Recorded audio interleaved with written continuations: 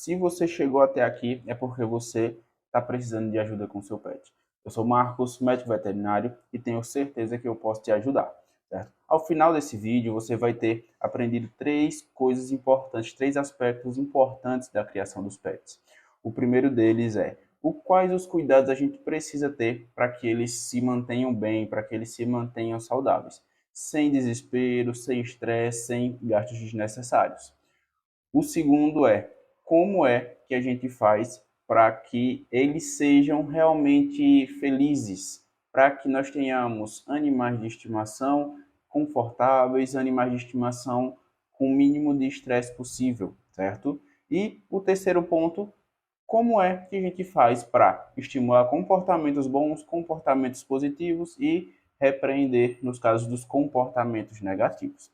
Vamos começar falando do primeiro ponto, que é como é que a gente faz, o que é que a gente pode fazer para que eles se mantenham bem, para que eles se mantenham saudáveis, certo?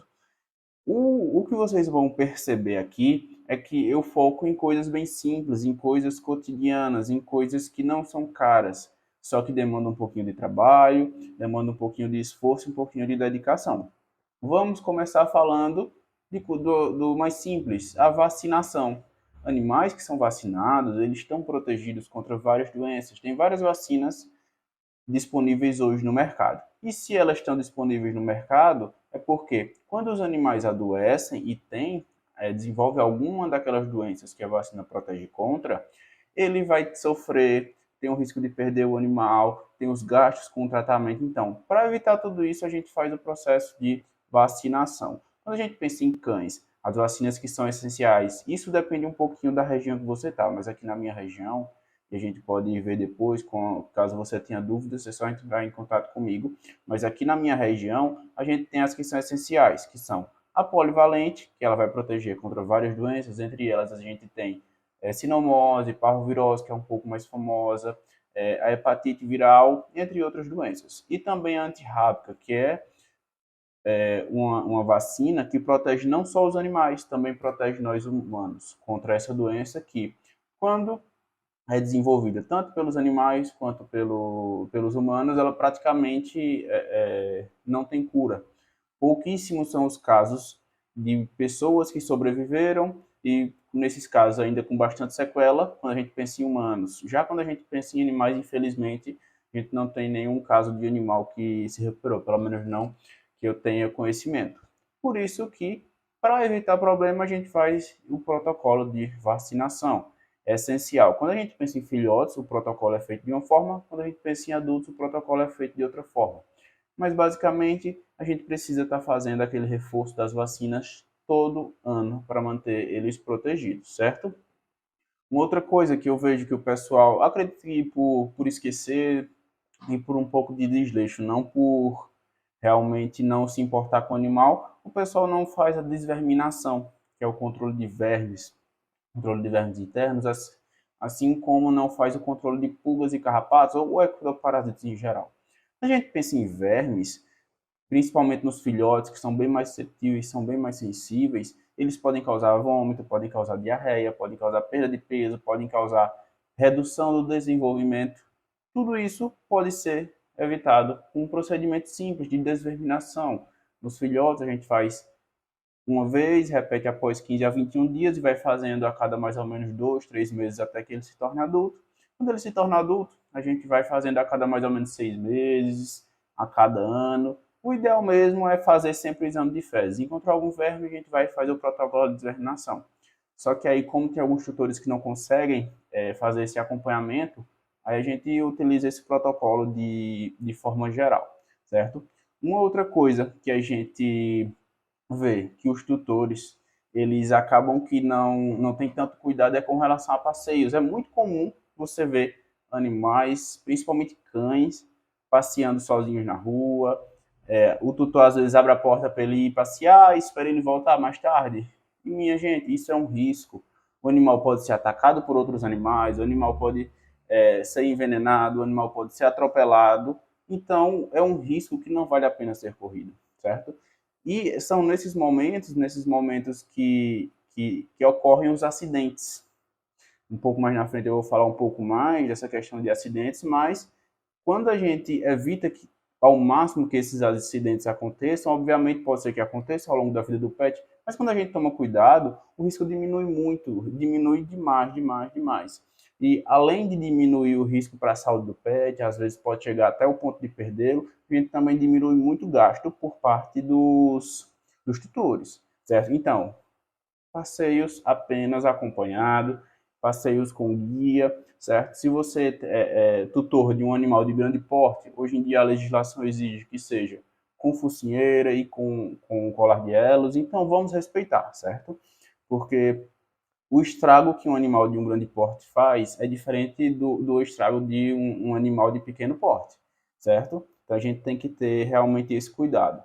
Principalmente porque eu vejo que não são muitas pessoas que têm a preocupação com o que a gente chama de socialização, que é aquele processo que a gente pega o filhotinho e começa a apresentar ele para outros animais, para outras pessoas, para que ele aprenda a conviver em sociedade, certo? Se isso não for feito, ele não vai saber conviver com outros animais, não vai saber conviver com outras pessoas e isso vai gerar vários problemas de comportamento, como, por exemplo, a agressividade. A agressividade é um problema de comportamento e tem casos de animais que o ideal mesmo é fazer protocolo de adestramento, certo? Para corrigir isso aí. Na verdade, todo animal deveria passar por um processo de treinamento, processo de obediência. Infelizmente, as pessoas, elas não, eu não sei nem se não se preocupam tanto com isso, mas pelo menos aqui na minha região é muito raro e até difícil achar profissionais. Aqui na minha região não conheço nenhum que trabalhe com esse tipo de atualização, com essa parte de comportamento animal, e seja realmente bom, seja realmente uma pessoa capaz de resolver esses problemas. Assim como a gente precisa se preocupar com os vermes internos, a gente também precisa se preocupar com o que a gente chama de ectoparasitos. Basicamente são pulgas, carrapatos, ácaros, esses três são os mais comuns, certo? Não só, então a gente precisa se preocupar com eles não só pelo estresse causado por eles nos animais, tanto nos cães quanto nos gatos.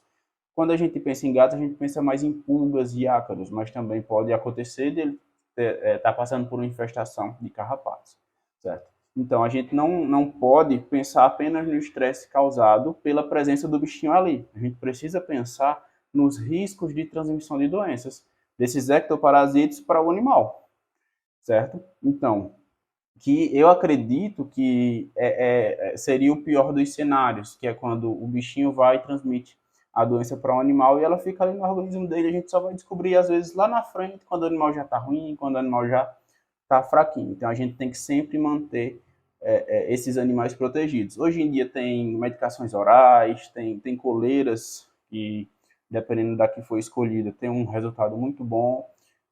Muitas pessoas dizem que não funciona, mas é porque coleira a gente tem que saber usar. Não adianta você colocar uma coleira no animal que demora, sei lá, 15, 21 dias para que aquele produto atinja uma alta concentração na pele do animal, só que você dê banho no animal de 2 em 2 dias. Então, se o produto está ali na pele, você está dando banho, você está tirando todo dia. Então, a coleira nunca vai atingir, a coleira nunca vai permitir com que a pele atinja uma concentração alta daquele medicamento para combater o ectoparasite, sabe? Então, realmente, a gente tem que saber usar. E quando usar direitinho, funciona. Tem uns que funcionam como repelente também, certo? Então, é uma opção. Uma outra opção que a gente tem são produtos que a gente chama de puron ou spot-on, que a gente coloca na pele do animal, principalmente aqui na região do dorso.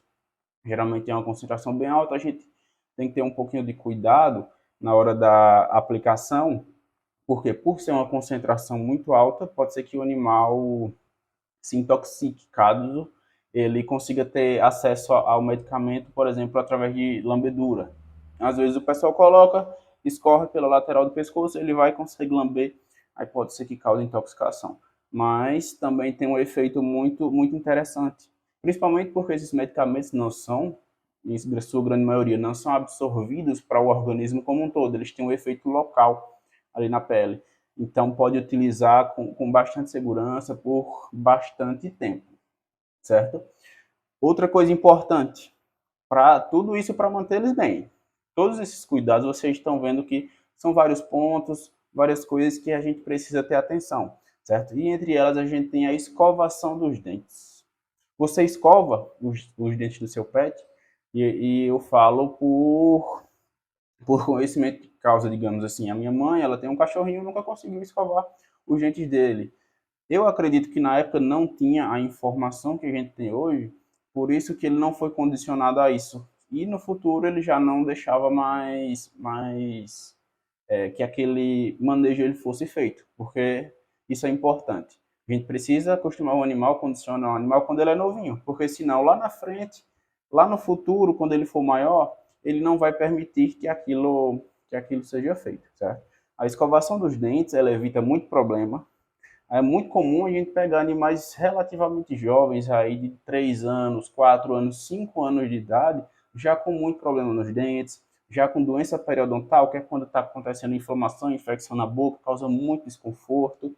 Muitas vezes tem que extrair muitos dentes, e tudo isso pode ser evitado por um procedimento simples de escovação. Se der para, o ideal é escovar todos os dias. Ah, Marcos, eu não consigo escovar todos os dias. Tá certo, então vamos tentar fazer a cada 2 dias, certo? Fazer é melhor do que não fazer. Agora não vamos deixar para fazer a cada mês ou a cada 6 meses também, porque não vai não vai servir de muita coisa, né? Não vai ajudar muito, certo? E uma coisa extremamente importante que os tutores precisam se atentar é com relação ao comportamento dos animais. O que é o comportamento dos animais? É basicamente o que eles estão apresentando para a gente. O tutor, a pessoa responsável por aquele pet, que convive todos os dias com ele, ela sabe o que é o normal dele. Se é um pet que é mais ativo, se ele não é tão ativo, certo? Então, a partir do momento que você percebe que ele já está mais tristinho, ele geralmente fica próximo de você, mas nesse dia ele está ficando mais afastado, ficando escondido embaixo da cama. Tudo isso é alteração de comportamento. E a gente precisa estar sempre atento, porque se tem alguma alteração de comportamento, tem alguma coisa errada acontecendo. E muitas vezes algo simples se torna algo difícil, justamente por conta do tempo, do início até a identificação e do problema e início do tratamento, certo? Tudo isso que eu estou falando aqui, a gente pode começar a fazer com os animais quando eles são ainda filhotes. O ideal seria a gente começar quando eles ainda são filhotes, porque é um período que eles têm maior facilidade para aprender. Quando eles se tornam adultos, não é impossível. Deixar claro isso, não é impossível, mas a gente tem um maior grau de dificuldade. Uma outra coisa que o pessoal costuma, nesse caso, exagerar um pouco é com relação aos banhos. A não ser que o animal tenha um problema de pele, a frequência de banhos ideal para ele é a cada 15, 21 dias, mais ou menos. Se ele tiver algum problema de pele, esse problema precisa ser identificado, precisa ser feito o tratamento até que ele seja resolvido. Mas eu já cansei de ver animais que tomam 2, 3 banhos por semana.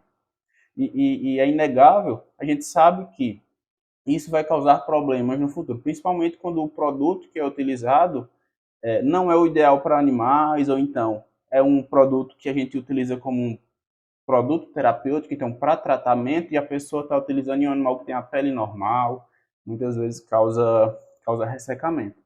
Então, banho a cada 15 dias, a cada 21 dias mais ou menos, ou então aconteceu algum acidente, ele pulou dentro da lama, ele se sujou, aí você vai dar um banho.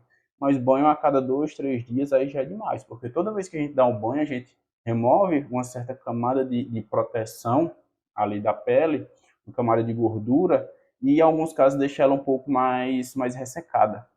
E é importante também vocês pegarem produtos, no caso shampoos, que tenham o mesmo pH da pele do animal, porque aí quando o pH é o mesmo, não são produtos que agridem a pele daquele animal e a gente pode utilizar com muita segurança. É muito comum a gente ver tutores utilizando shampoo de bebê, daquele da Johnson, sabe? Shampoo de bebê para animais, shampoos neutros. Só que o problema está realmente nessa questão do pH, que é diferente da pele do animal, então a tendência é que ele comece a alterar ali aquela microbiota, que são os micro-organismos que estão ali na pele do animal. Quando a pele está saudável, são micro-organismos que estão vivendo ali normalmente, não causam problema nenhum. A partir do momento que a gente consegue alterar aquela microbiota, aqueles bichinhos que estão ali através do uso de produtos inadequados, aí pode ser que algum outro bichinho que causador de problema comece a crescer, comece a se desenvolver, certo? Quando a gente pensa nos animais adultos, tudo isso eu estava falando mais focado para filhote, mas quando a gente pensa nos animais adultos, é basicamente os mesmos cuidados. A vacinação tem que fazer, a desverminação tem que fazer, a escovação dos dentes tem que fazer. É basicamente uma continuação do que já estava sendo feito lá atrás, certo? Principalmente para aqueles tutores que passam muito tempo fora de casa, é importante a gente fazer o que a gente chama de enriquecimento ambiental. Então, você prepara o ambiente para aquele pet, para aquele animal, para que nos momentos de sua ausência, quando ele está ali sozinho, ele tenha algo para fazer, certo? Quando a gente está em casa, o que é que eles fazem basicamente? Nos acompanham, nos assistem, nos observam. Quando a gente não está em casa, o que é que eles vão fazer? Geralmente é nessas horas, se não tem um ambiente adequado, vai ser nessas horas que eles vão começar a roer o pé da mesa, comer o sofá, comer a cama. Por isso que a gente precisa preparar o ambiente para que eles tenham algo para fazer nesse momento de ócio. Como é que a gente pode fazer isso? A gente, no caso de cães e gatos, tem aquelas bolinhas que a gente coloca a ração dentro e aí ele vai brincando, brincando, a ração vai saindo e ele vai comer. Só que primeiro, a gente precisa ensinar eles a brincar com esse brinquedo, porque em um primeiro momento eles não vão saber como é que aquilo funciona e não vão saber que ali tem um prêmio. E em um segundo momento, provavelmente eles vão enjoar daquilo, aquilo vai se tornar monótono. Por isso que a gente tem que estar sempre variando os brinquedos, variando os estímulos, para manter sempre a atenção deles prendida em algo, presa em algo. Tem alguns ossinhos também que funcionam bem, que eles são os ossinhos, eu não lembro agora o material, mas é como se eles fossem soltando um sabor para o animal ao longo do tempo que o animal vai mastigando. Então, ele vai mastigando, começa a sentir um certo sabor, aí tem vários sabores, tem churrasco, tem peixe, mas aí ele vai mastigando, vai sentindo aquele sabor agradável e aquilo vai entretendo ele. Tem várias coisas que a gente pode fazer, eu só estou aqui dando alguns exemplos, mas fato, é extremamente importante que a gente precisa enriquecer o ambiente. Uma coisa muito simples, mas que ajuda bastante, é distribuir o alimento dele em vários pontos da casa, para que ele tenha local, para que ele tenha que procurar o local do alimento.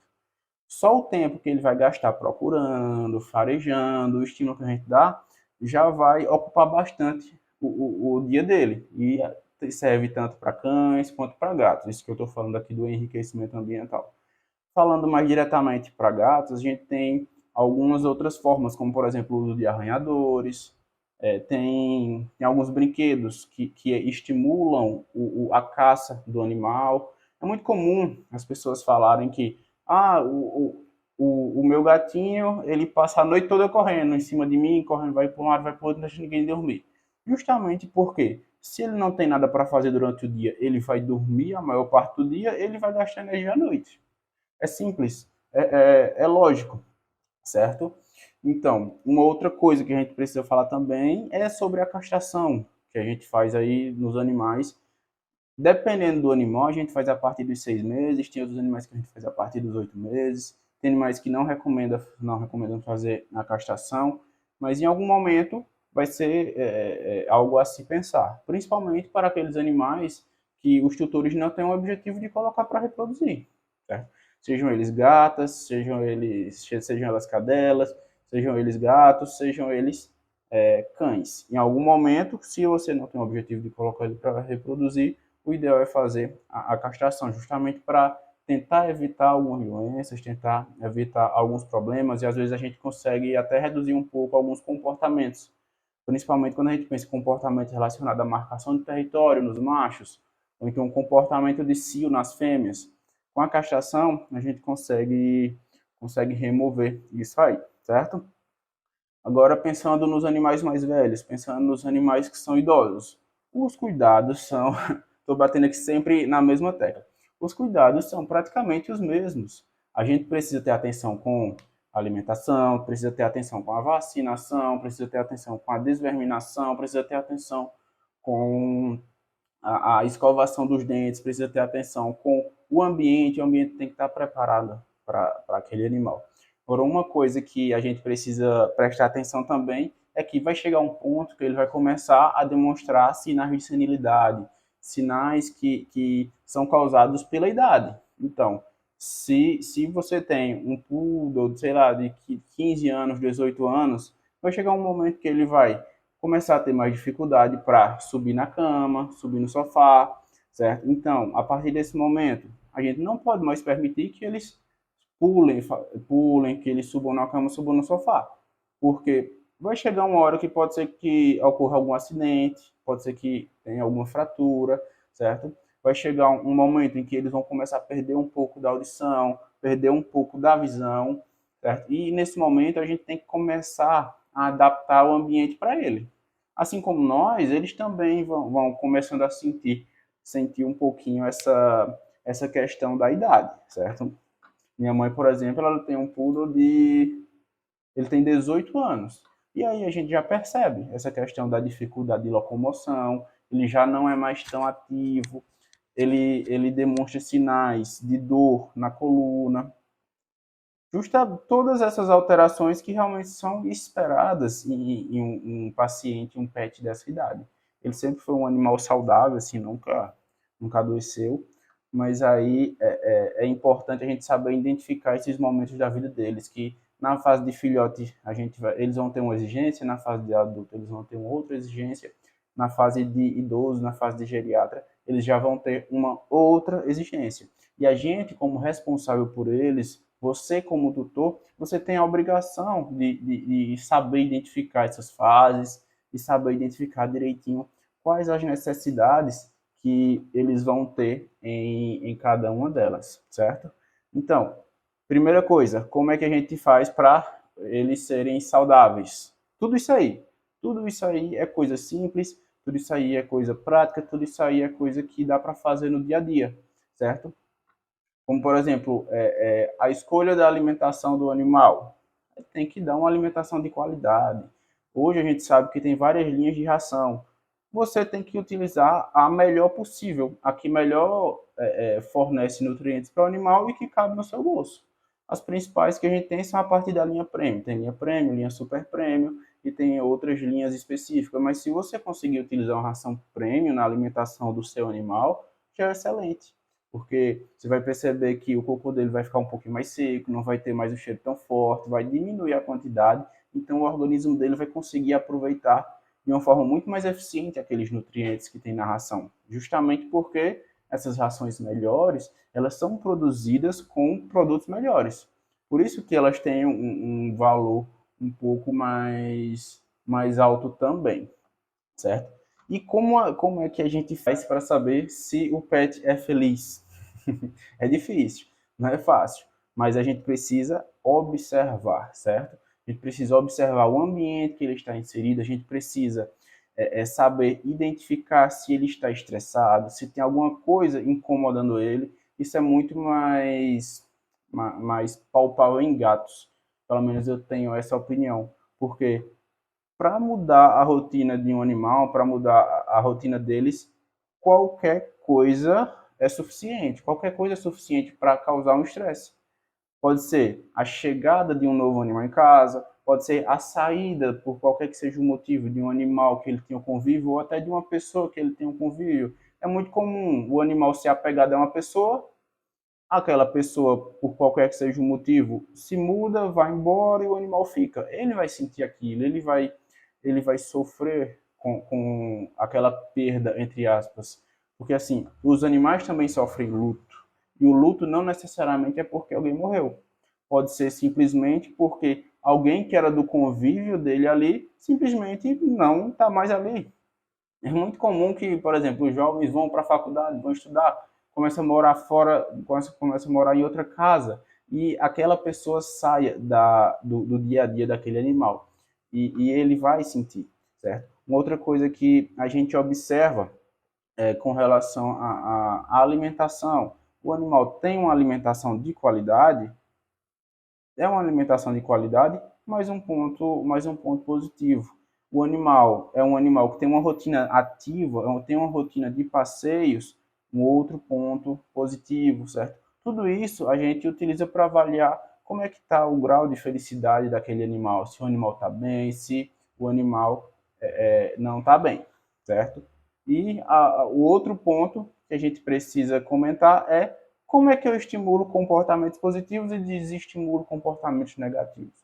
Basicamente, os animais eles trabalham muito com associações.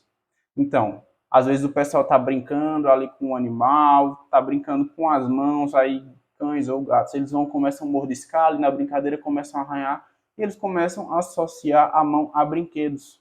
Toda vez que a mão vai chegando perto, ele acha que é um brinquedo e começa a mordiscar. E aí tem alguns tutores que começam a reclamar um pouquinho disso. Como é que a gente faz? Basicamente, no momento em que ele tem um comportamento que a gente não quer que ele tenha, a gente corta a interação, levanta das costas e vai embora. E no momento em que ele tem um comportamento que a gente quer estimular, a gente vai dar um prêmio. O que é que pode ser esse prêmio? Um carinho, um petisco, um brinquedo que ele goste muito, certo? Um outro exemplo, tem tutores que não gostam que o gato suba na mesa, mas aí se o gato sobe na mesa, ele vai, pega no colo, chama de meu amor, dá beijo e coloca no chão. Qual associação vocês acham que aquele pet, aquele animal vai fazer? Ele vai entender que, poxa, se eu subir aqui na mesa, eu vou ganhar cheiro, então eu vou subir na mesa toda hora. Essa é a lógica, certo? E como é que eu vou repetir aqui, como é que a gente faz para estimular algo bom, estimular um comportamento bom, a gente premia.